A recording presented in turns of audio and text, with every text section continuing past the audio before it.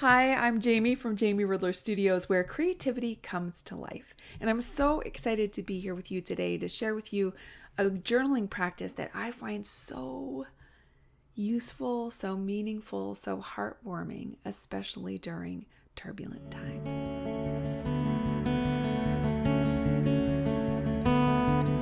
One of my very favorite creative practices, in fact, one of my very favorite creative tools is journaling. Because with just something to write with and something to write on, you can literally change your whole life. You can discover new thoughts. You can work out imaginings. You can put down the things that are weighing you down. You can see things about your life you've never seen before. You can brainstorm ideas. You can learn how to draw and doodle. You can document your day. All of this comes from just taking some time and having something to write with and something to write on. So it is such a joy. And journaling is something I turn to. It's a practice I do every day, but it's something I particularly turn to when things are hard in any way. And I just find it allows me to empty out my heart, my soul, my mind of all the worries. Instead of carrying them with me everywhere I go, I can put them down and close the book at least for a while. Having said that, sometimes the opposite is also true. We can find that as we are writing and writing and writing, the worries we have, the things we're struggling with, we can find ourselves sort of entrenching them into our minds, telling the same story again and again and again, throwing fuel on the fire and watching it blaze, like getting ourselves wound up instead of cooled down. And when that's the case, I have an exercise for you that I hope you'll find helpful. I know I do. And it's something I've done in my journal club, and it was so beautiful. So I really wanted to share it with you so you could have this as a journaling practice in your creative toolkit. So here we go. We're going to do it together. I'm not going to just show you. So grab your pen, something to write with and something to write on, a pen, a pencil, a writing utensil. You can do it in your journal or you can use a scrap piece of paper. I like to do it on a piece of paper, this particular exercise, and then I can glue it into my journal lately, and sometimes I even fold it up, and you'll see why that might make sense later on. So grab your stuff, put me on pause if you need to go get it, and come back. Okay, let us begin. So here's how we begin. We begin with a donut.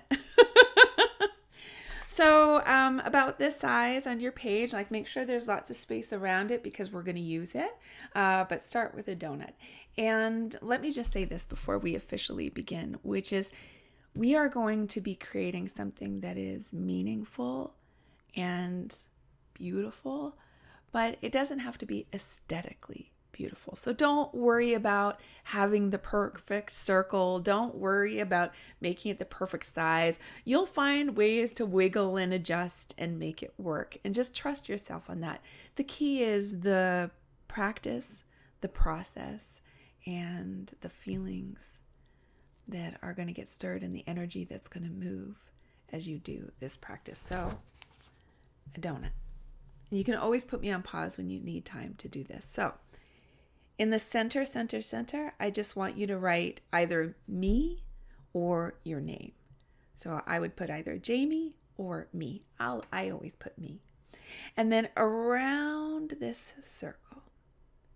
Now you can do it this way if you want. You can fill the circle or you can go around the circle. I like to go around just because it's fun. I want you to write all the love that you want to send to yourself. Blessings you want to send to yourself. Like, just imagine you are your own best friend and you're sending encouragement and assurance and love and blessings. So let's take a couple of minutes to do that.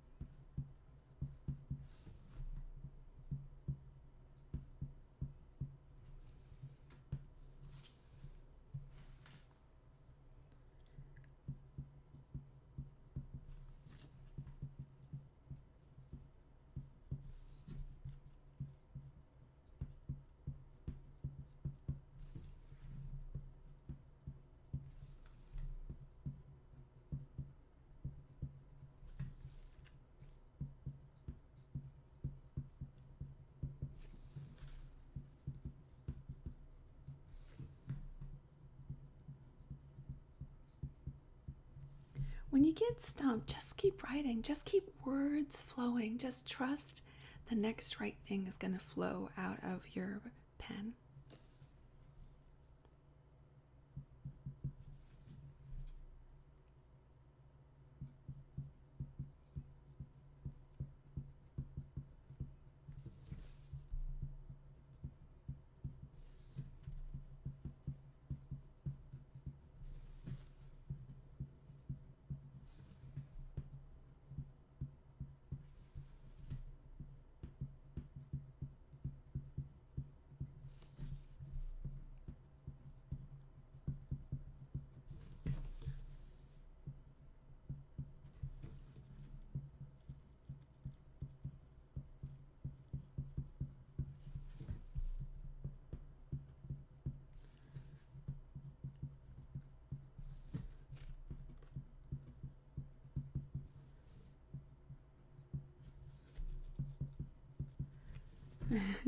You might feel like you're running out of space. Just write smaller, get messy. It doesn't matter.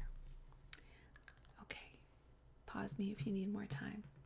The next thing we're going to do is draw a larger circle. I made a model for you so it'd be easier to see.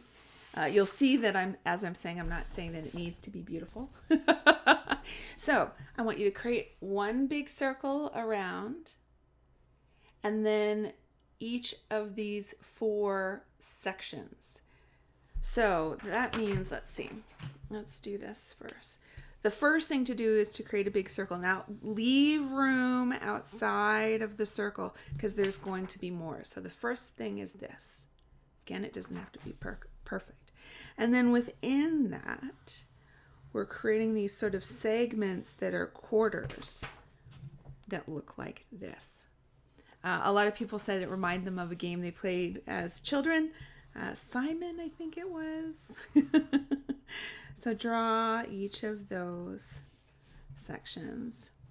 I'm using a Sharpie for that just because I want you to be able to see it well, but you can absolutely use the same pen that you're using to write. Okay, so we end up with something like this. In each of those 4 segments, I want you to name somebody or some being. So it could be your dog, it could be your aunt, it could be your sister, it could be your husband, it could be your best friend, it could be anyone that you want to send some love. And just put their name, and just like you wrote me, put their name somewhere, it could be anywhere, and then start writing out blessings that you have for them. So we'll do that together, and I'll do mine, and then I'll say, okay, move on to the next one, and then move on to the next one, then move on to the next one. Okay? You can't get it wrong. You can always do more of these. So don't worry about leaving somebody out. And you can write in any direction you want. You can put their name anywhere. Find your way. Trust yourself.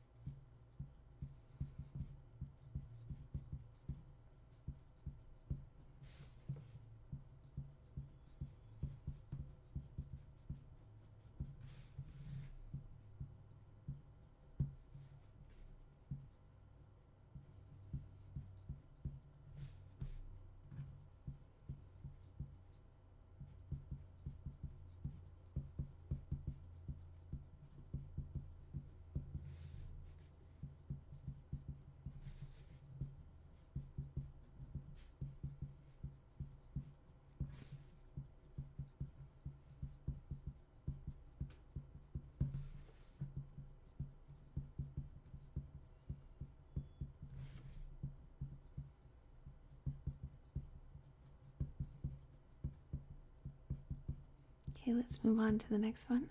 And one of the things I notice is often it helps to start a sentence. I like starting one of these sentences with may, like, may Teresa be blessed with love and support. May she stay healthy. May she discover her path.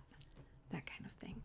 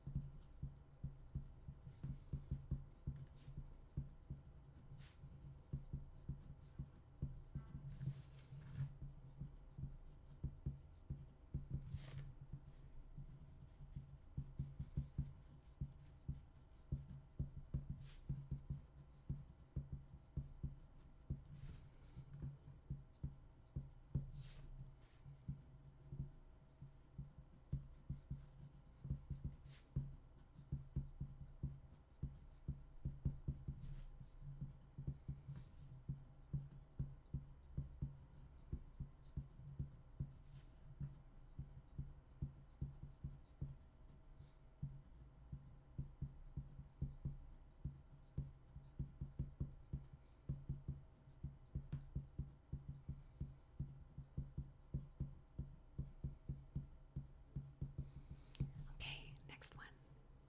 Pick another person or being. And you can send blessings to people you don't know. That's cool too.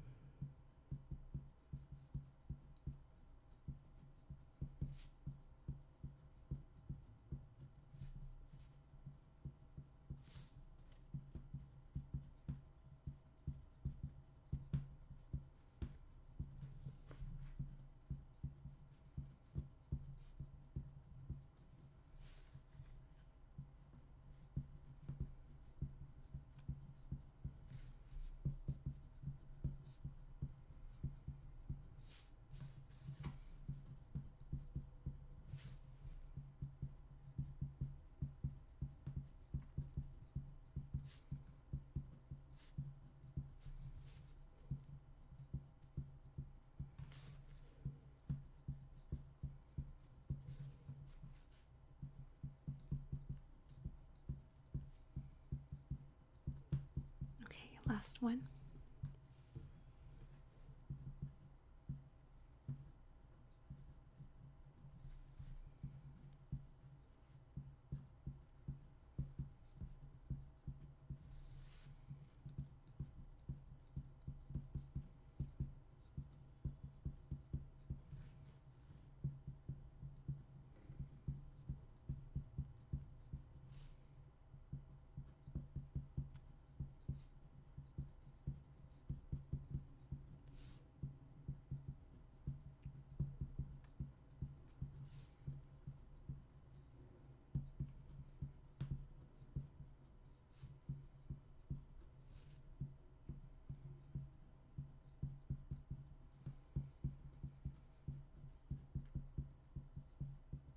Okay. How's it feeling? It can be a little tender because loving on people is tender. It is soft and open and a little vulnerable. And also, often, our love, we tend to want to send our love to sometimes people who are in need. And so, it gives us a moment to be present with their need. It also allows us sometimes when people we love are in need, we're limited in what we're able to do and how we're able to help. It's a way for us to energetically hold them in our hearts. And I don't know, I'll be interested to hear how your energy has shifted. My energy is entirely different when I move from worrying about somebody to actively sending them love. Okay, the next thing we're going to do is draw a circle around the circle. Well, two circles around the circle. So depending on how much space you have left on your page, see, you're going to write inside these two circles. So see if you can make them, well, a reasonable size. I start to make mine too small, so I'm just changing that. I'm just going to have a messy spot in there. It's just totally fine because this is beautiful and meaningful, not necessarily aesthetically beautiful. So you can see I made two. We have the circle that was left by us making our pie pieces, and then we have two more circles. So now in the first circle that you've just created, I want you, so it's the second last circle from the outside. Send love to the world. What love does the world need right now? Send some love to the world.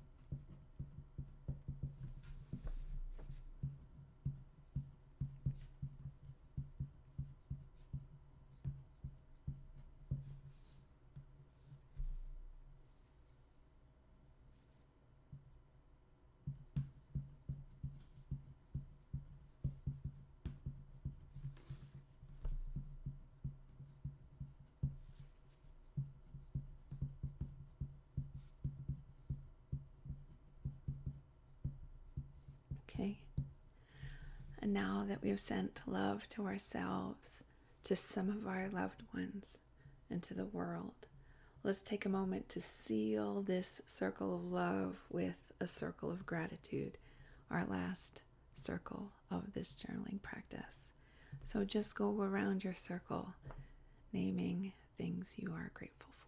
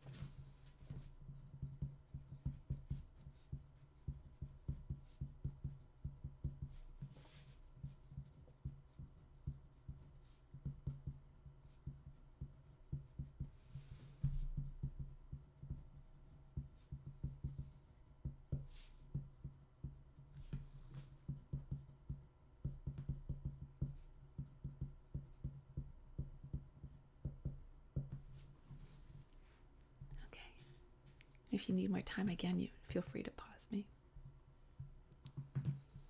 And so there you have it. a circle of love,